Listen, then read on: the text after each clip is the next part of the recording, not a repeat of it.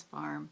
Today we are going to make felt pincushions on these little wood stands, and what these really are little unfinished candlesticks that I got off Amazon, and I will provide the link below. So I have worked out the pattern for the rooster and an owl, and the rooster I made for myself, and the owls I'm making one each for my daughters.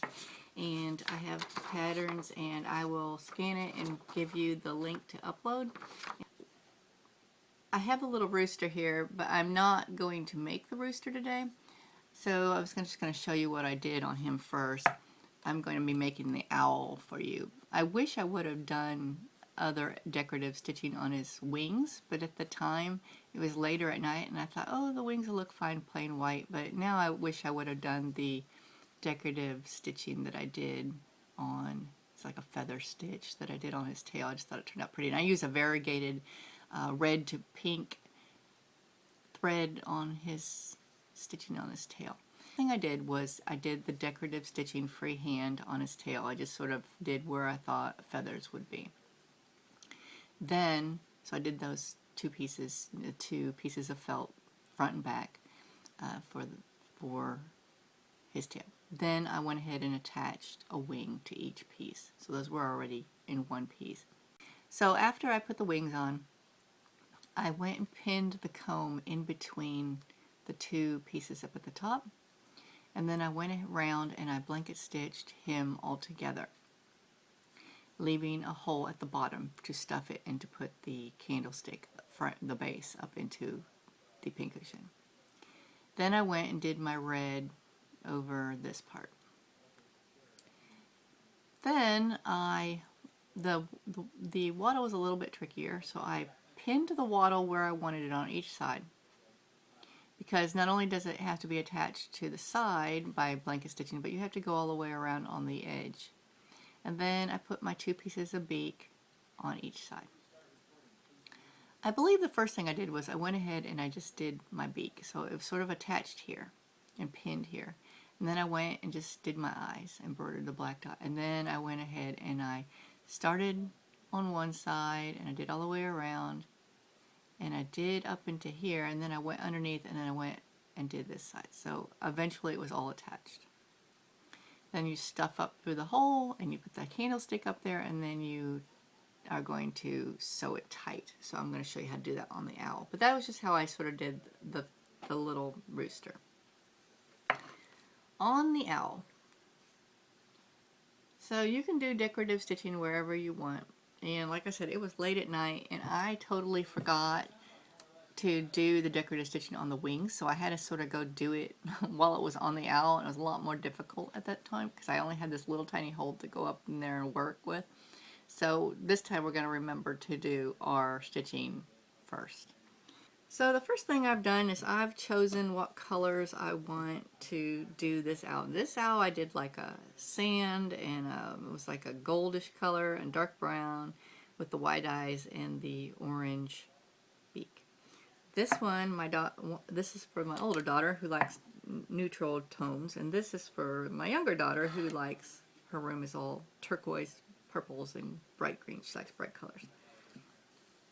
So I've chosen the turquoise for the front and back, and I'm going to do purple for like the front part of the owl. I got the white eyes and orange beak, and I'm going to do bright green wings. So the first thing I'm going to do is I want to attach this front part to the owl part. Now you could go ahead and do your eyes on the purple, but I think since this is a little thinner, once I get it on there, it's going to be easier to then go do the eyes and the beak. So first of all, I'm just going to be doing the blanket stitching around the bottom.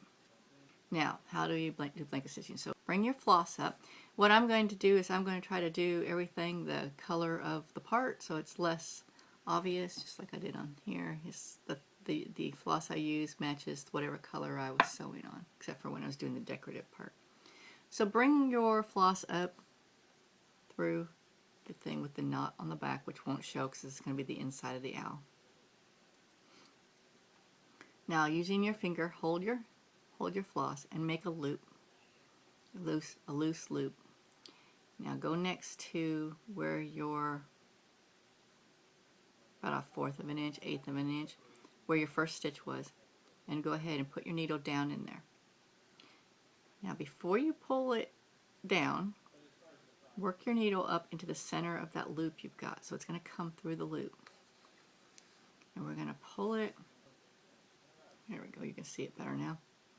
And we're pulling it through the loop, and I'm going to move my finger here, pulling it through the loop. So it's like a, what you got a loop with one coming through the center. And you're going to pull that tight. Let me show it to you with the white background here, maybe it'll make it easier. So you're about 1/8 of an inch from your first. I'm going to make a loop.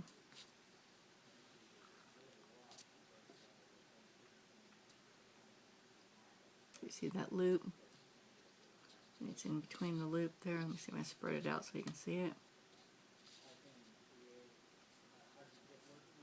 And we're going to pull it through.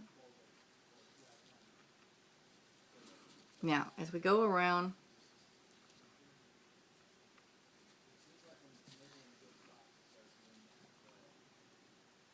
let me get over here to where we're going to start doing sort of, it's like a flat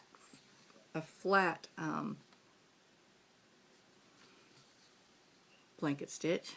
But right now I'm joining, just using the edges, because this is going to be covered up by the wing.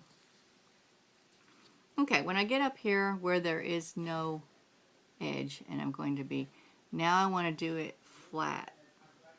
Doing the same thing with the loop and everything, but instead of going around the fabric, now I'm sort of coming up like this.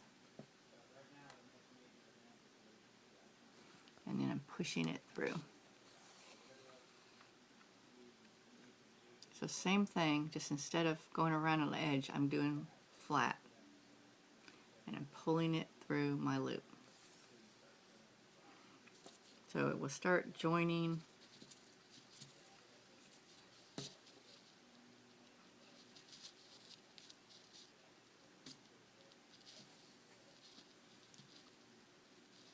that fabric to the bottom or the top. It's the front. It's his face. This is just like the facing part of him. I'm going to go all the way around the purple part here. Got the lavender part of the owl stitched on. So next I'm going to do the eyes. And it's just easier to do it before you construct your whole owl, so that's why I'm going to do that. So we're going to do the same thing. I'm just going to go blanket stitch around the eyes, and then I'm going to do, just in the center, I'm going to use black floss and just do a small circle like we did on this one on the eyes. And I will note that I'm using 3 strands of floss, so it's a little thicker, so it shows up a little better. So let's get these eyes done. I'm going to start by putting my knot under the white part so it doesn't show. And I'm going to do exactly the same thing I did before. I'm going to go around each eye and blanket stitch it onto the owl.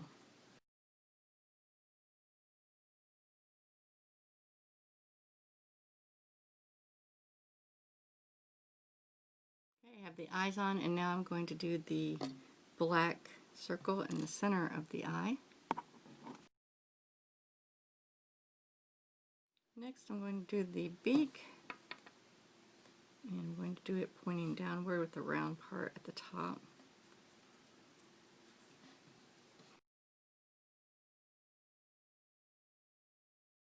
So here's how we have them so far here. Now before I get going on the wings, we're going to do some decorative stitching on the wings. I'm going to do a few decorative stitches up here on the right around where his neck is. And I'm going to be using the turquoise again.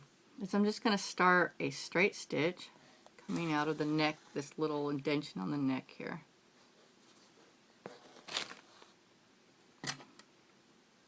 And then I'm just going to make an arrow. It's not really even any kind of fancy stitch, it's just a straight stitch. So I have one there, and I'm going to, it's sort of like a V, making a V.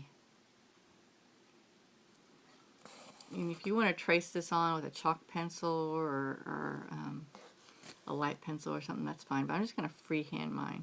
So I did like a Y, and then I'm going to do right in the middle, do another straight line, and then I'm going to make another V, so it's going to look like another Y on top of a Y, sort of is what we're getting here.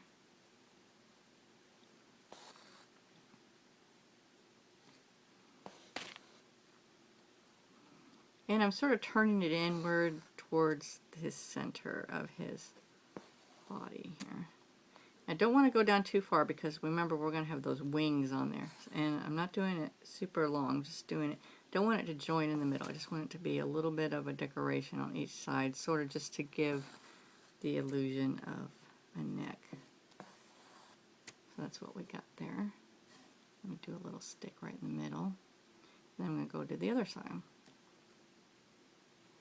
Okay, I'm going to come over here. Now I have my beak, because they sort of got turned, so I'm just going to do one line, and then my beak's there. So I'm just going to act like the beak is covering up part of it. I'm going to skip over here, and I'm going to do another line. So I'm allowing for the natural variations that happen when I'm placing it, and I'm going to make it a V, so do that one. And the other one would be covered up, so I'm not going to do anything on the other side. So just sort of look at it after you get your beak on there, and it sort of will give you an idea of where to do your decorative stitching there. So that's done for right now. I'm just going to put this over here with the other side. Now, we have our wings. Start here with a long one. I'm going to do the same thing.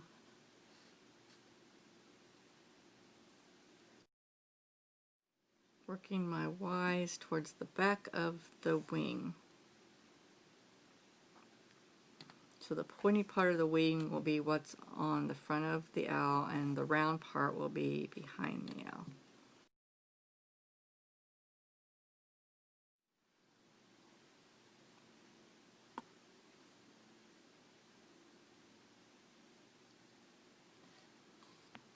Okay, I have the little owl, and I've pinned it to the back, and I have the two wings done.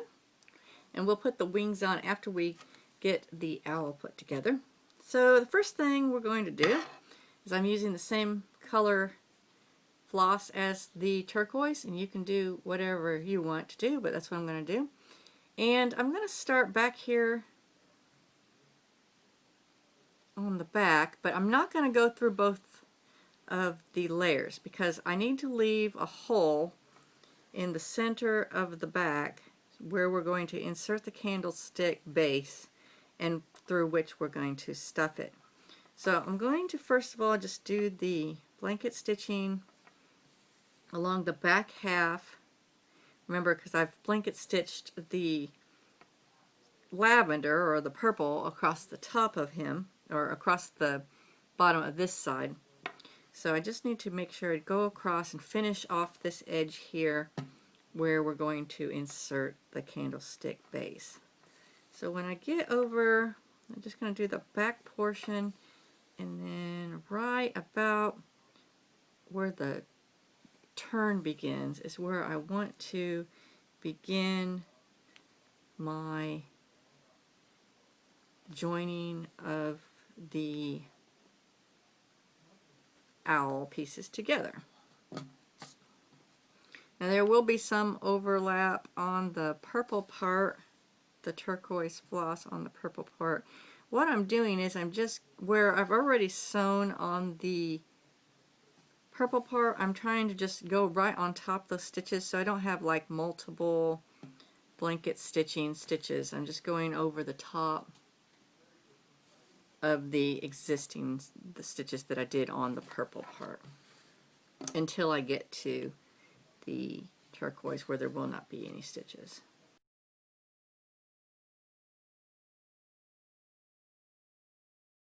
Go all the way around my owl. And when I come back over this side, I'm going to leave this center part about the size of my finger. I'm going to leave it open because that's where we're going to be stuffing it and inserting the candlestick base. So let me work around my owl here and get.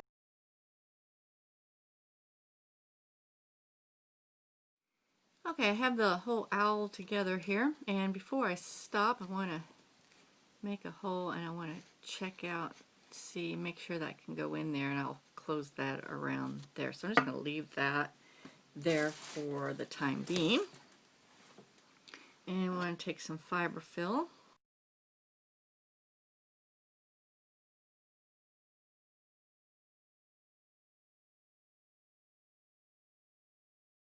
I'm going to go ahead and attach him to the base. And what I'm just going to do is I'm going to continue, I'm going to put the base in there, and I'm going to continue to blanket stitch up as close to the base as I can get there. And then I'm going to go under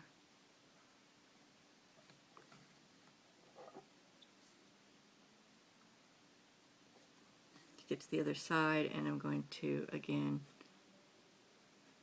do my blanket stitching over here as tight as I can get it against that wood base.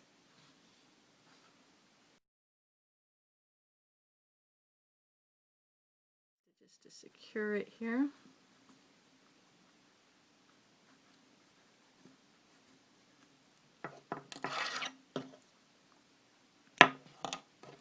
Okay, so we have it on the base now. Now I want to change over to my green. On the wings, it's going to go similar to this here. Need to decide which one I want to go where. Okay, again we're going to start by putting our knot under the wing there. And we're going to do the same thing we've been doing. We're going to go around and we are going to attach the wing to the bird.